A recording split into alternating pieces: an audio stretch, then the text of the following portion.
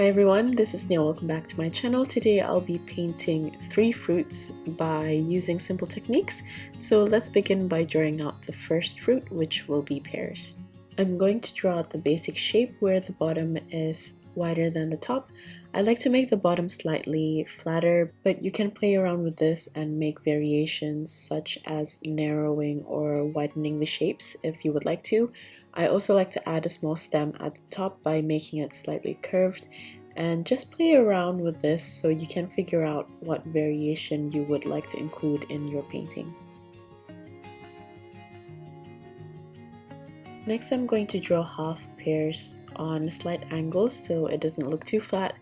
And to do this, I'm going to draw a thinner silhouette on an angle, then add one of the sides with the peel part of the pear. I'm going to mark a line in the middle of the pear flesh and also add a couple of seeds. Of course, you can also try this with different angles as well by adding more of the peel from other sides, even from the top or the bottom. Next, I'm going to go over the colors, and for this I'm going to use ivory black, burnt umber, Hansa yellow, sap green, and vermilion, which is an optional color.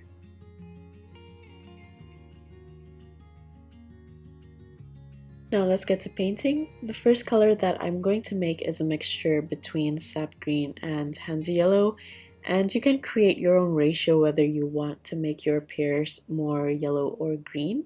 As an option, I'm also going to add some vermilion to the Hansa yellow and create an orange tone, and then add it to some parts of the peel, but you can also just paint it with a green, which I kind of hoped I did at the end because I actually like the simplicity of the colors.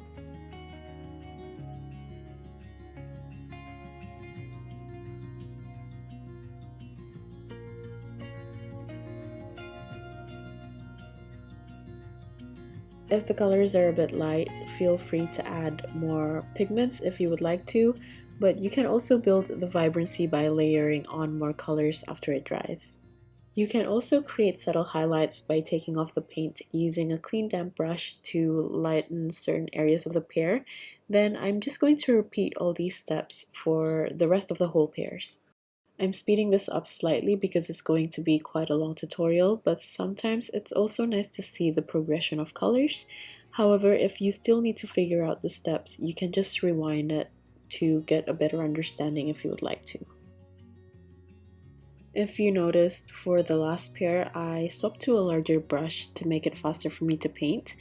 But if you're new to watercolors and you're still trying to figure out things like how to get a proper paint load and things like that, it's probably a bit easier to control the flow using smaller brushes, because from seeing my students paint for the first time using watercolors, I noticed that when they're new, they have the tendency to overload the brush and creating lots of puddles in small areas, so just be mindful of that.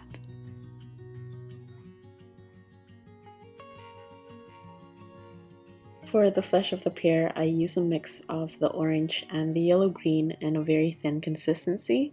Then I'm going to wait for the surface to be damp but not puddling, then add the green mixture along the outline so it slightly blends with the light yellow as a slight effect. This is optional though. If you would like a crisp line, just wait for the light yellow to completely dry before adding the green outline. Be very careful when you're painting in a very thin consistency because it might be a bit hard to see the colors on the palette when you're mixing it. So if you're new to painting, try to swatch it on a scrap piece of paper first to see if the tone is what you're looking for. If it's a bit hard to paint with very watery consistency, you can mix in some white to thicken the consistency without adding additional colors.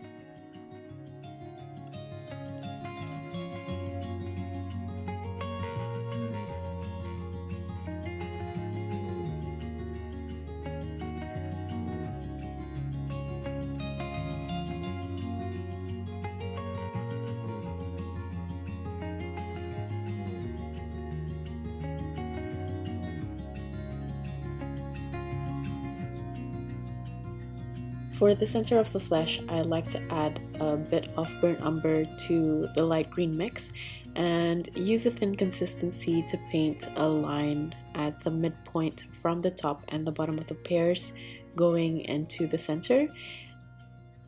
Once everything dries off, I'm going to add the seeds by mixing burnt umber, ivory black, and a touch of the green in a medium to thick consistency. And then I'm going to paint either ovals or teardrop shapes on both sides of the line. Then I'm going to use the same color to paint the stems as well. Adding the green will make the brown more harmonious to the tone of the pear, which is why I like to always add some of the main colors in.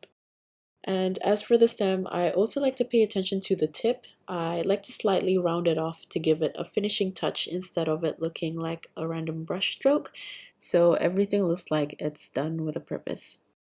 Finally, onto the last element, I'm going to paint the leaves using a mixture of green of the peel with some burnt umber in a medium consistency, and I'm just going to paint all of the leaves first, gathering the excess paint towards the stem to make it slightly darker.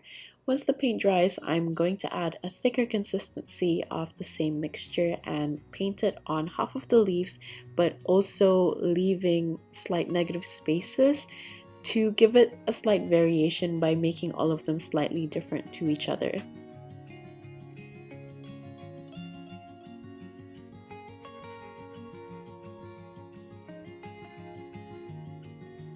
And then to finish everything off, I like to check everything if I need to further enhance any of the colors. So for my case, I find that the colors of the seeds faded more than I wanted to after it's dry. So I'm just going to add an additional layer in a thick consistency with the same color.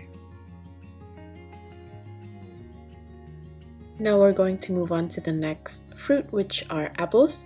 I'm going to draw it out first, and I'm sure everyone knows how to do this, but I'm just going to go over it quickly. When I draw these, I like the top to be slightly wider than the bottom, and then I added a small curve at the top where I can see a little bit of the stem if the apple is slightly leaning towards you. You can also round everything off so the shape is slightly smoother. For the half apple, I like to create two mirrored curved lines which goes in at the top and the bottom. Then I'm going to show the peel peeking through the top and the bottom with the added stems and seeds. This can be drawn in angles as well, which follows the same method as the pear by adding an additional curved line for the visible apple skin depending on where the apple is facing.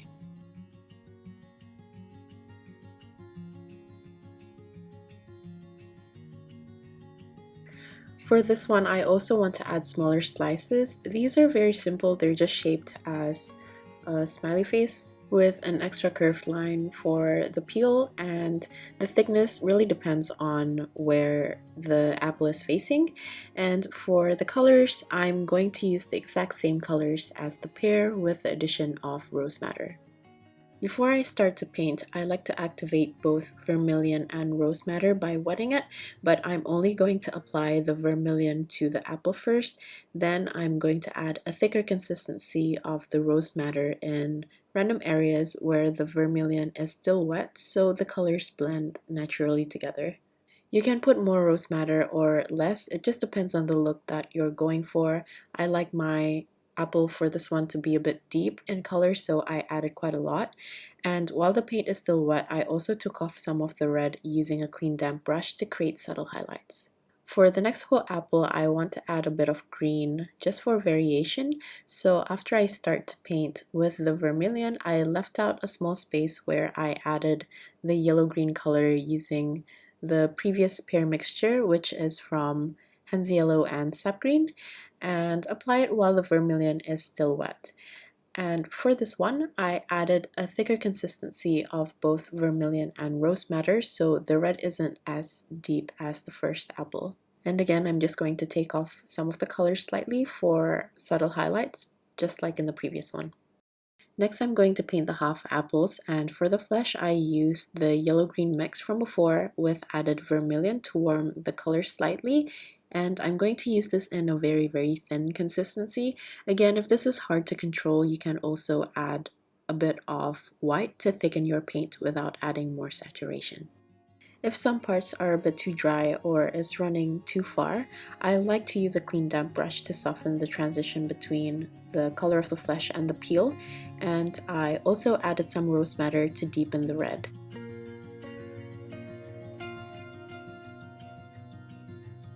The effect that I'm going for is that the red will have a soft blend with the flesh of the apple, but once it's mostly dry, I also like to redefine the edges using a thicker consistency paint of either the vermilion or the rose madder, depending on the look that you're going for. And after that, I'm just going to repeat this for the other half the apple.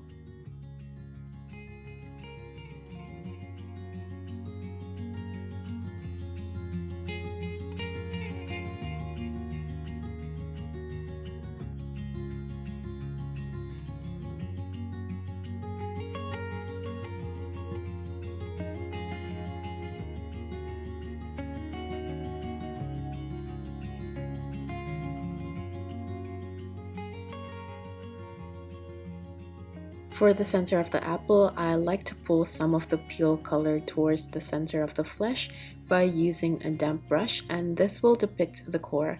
Then for the seeds, I'm going to use ivory black and burnt umber, but this time I also added a touch of vermilion so the tone of brown is harmonious to the color of the apple.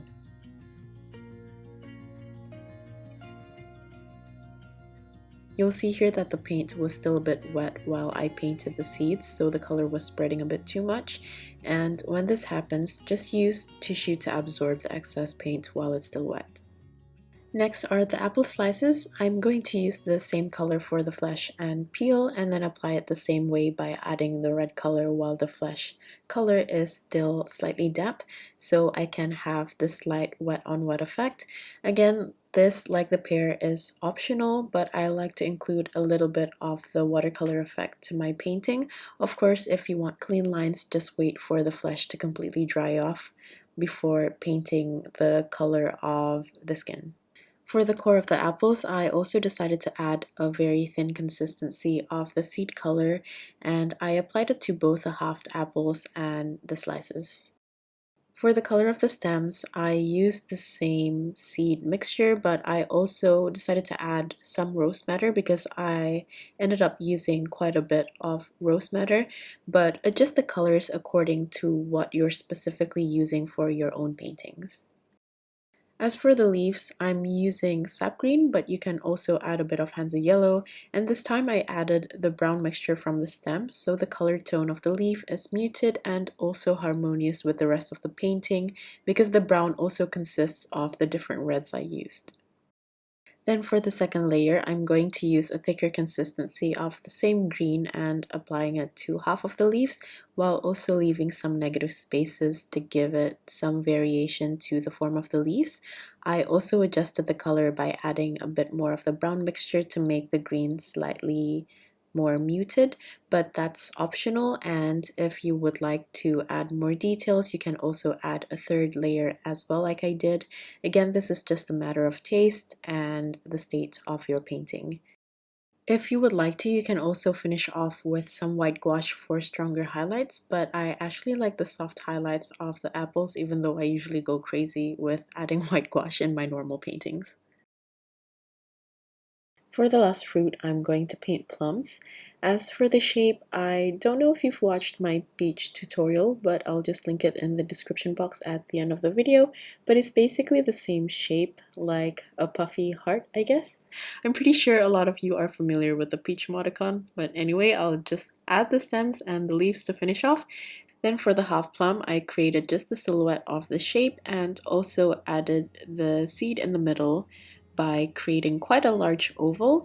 And as for the skin of the plum, I just added it on the side, just like the way we approach this for both the pear and the apples, depending on the angle your plum is facing.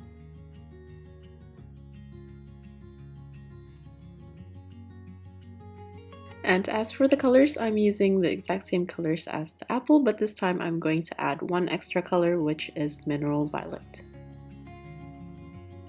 So let's start painting. I'm going to first activate both the mineral violet and the rose madder, but I'm only going to start with mineral violet first, then adding some of the rose madder to give it a slight color variation.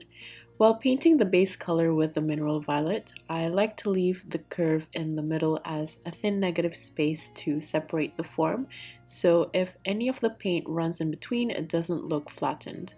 If you would like more of a deep purple color for the skin though, you can just stick with the mineral violet, which would also make it a bit easier for you so you don't have to juggle with two colors.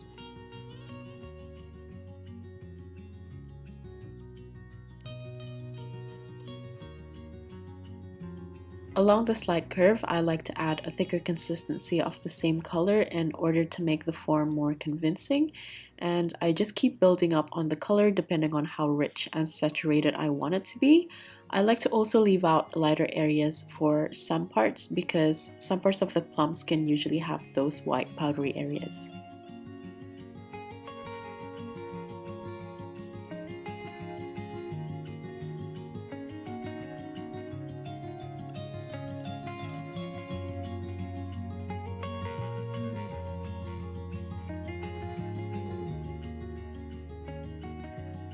Because I want to make more contrast between the deep purple color and the white powdery part of the skin, I like to add additional layers where the purple color faded a bit as it dries.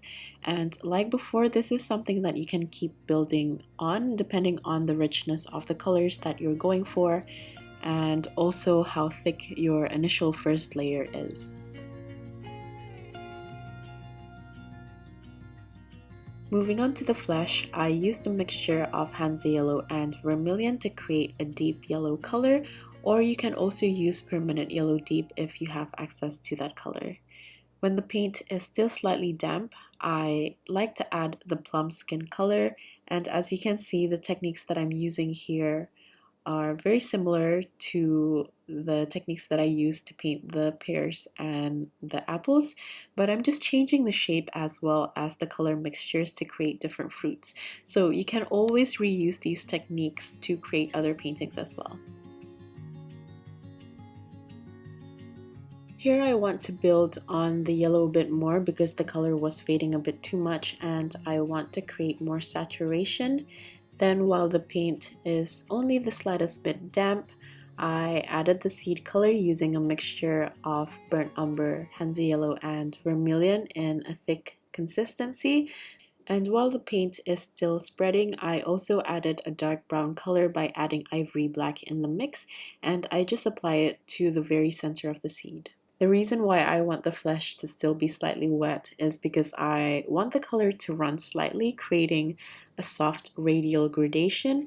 But again, if you want crisp lines, just wait for it to completely dry before layering additional elements. You can also play with the ratio between the reds and the mineral violets for this, as well as control how much of the plum skin color you'd like to blend with the flesh color. Then I'm going to do the same for the rest of the half plums and juggle between the elements when I want to layer thicker colors for increased intensity.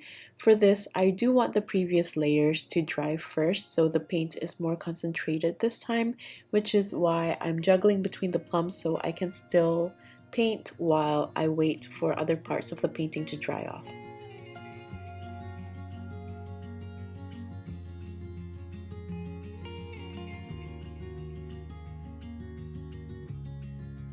Once most of the surface is dry and the seed should be a bit faded as it settles, I'm going to add a darker tone of brown by mixing the seed color and also a bit of ivory black, mineral violet, and rose madder to the mixture, and I'm going to layer this on top of the seed to give it a bit more definition.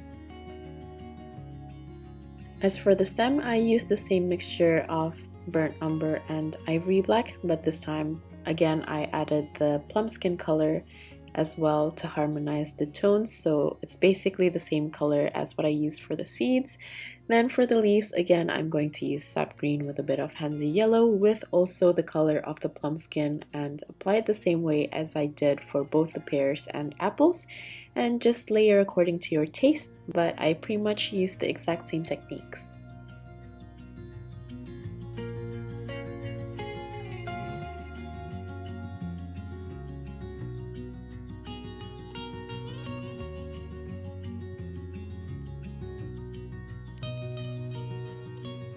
And that's pretty much it. Note that I drew these out by pencil first because of the limited space, which means that the composition is not as flexible.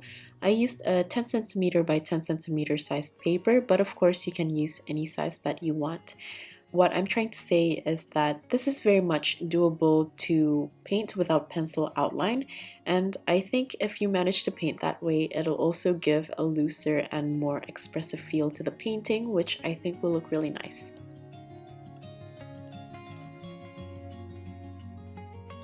So this is the finished plum along with the pears and the apples as well. My favorite has to probably be the apples. I don't know why, but I really like the soft color combination of this. I kind of wish that the pears were just green though, so feel free to adjust these paintings as you wish. So that's it. I hope you guys learned something new from this tutorial. Like usual, all of the tools and links to my social media will be in the description box. If you're still here, thank you so much for watching till the end, and I'll see you at the next one. Bye!